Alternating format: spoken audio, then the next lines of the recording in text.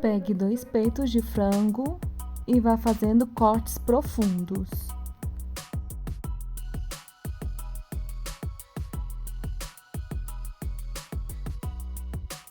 Faça o mesmo com a outra parte.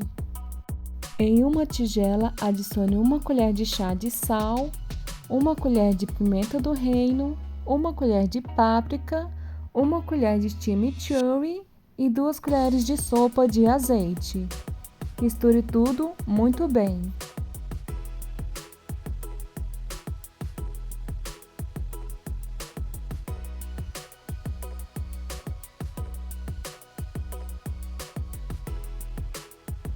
Coloque o peito de frango em uma forma.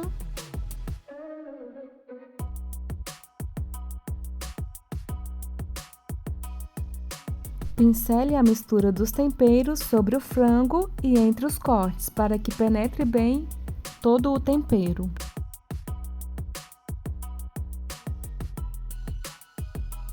Em seguida, corte 120 gramas de queijo em fatias.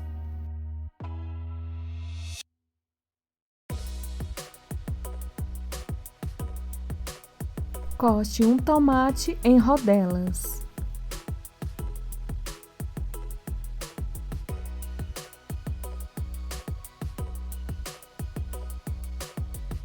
Em seguida, corte as rodelas ao meio.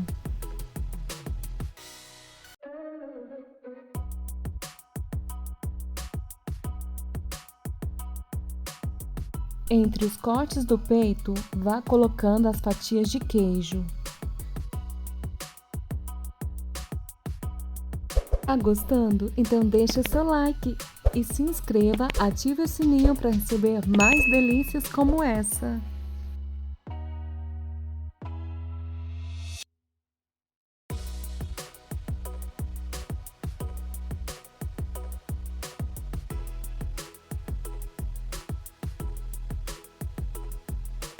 Em seguida, vá adicionando as fatias de tomate.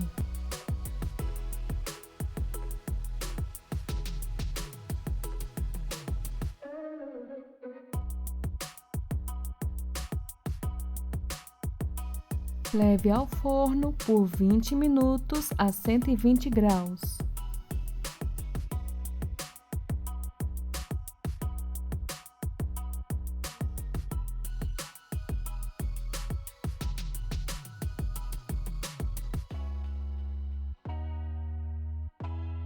Prontinho, além de super temperado, está bem suculento.